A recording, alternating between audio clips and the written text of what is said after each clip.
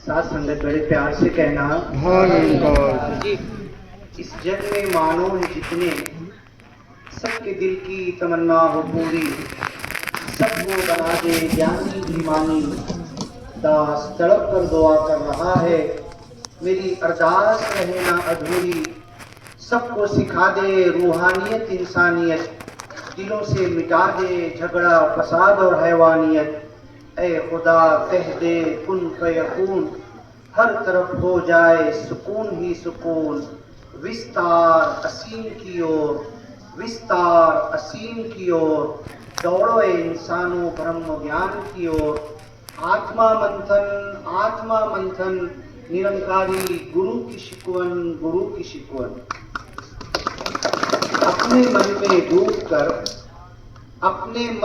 डूब कर पाजा सुरागे जिंदगी।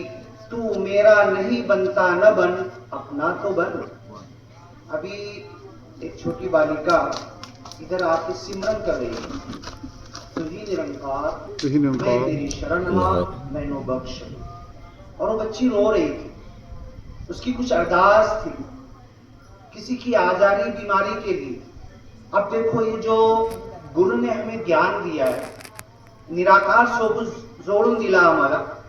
जा तुम्ही सिमरन करा, जा तुम्ही भक्ती करा, जा तुम्ही देवाचं नाव घ्या। आणि देवा कोणी आकार मध्ये नाही, देवा निराकार है। बहन जी यहाँ स्टेज पर खड़े होकर जो सिमरन किए और आजारी बीमारी के लिए, अभी आजारी बीमारी तो हर घर में है, दुख तकलीफ परेशानी हर घर में है।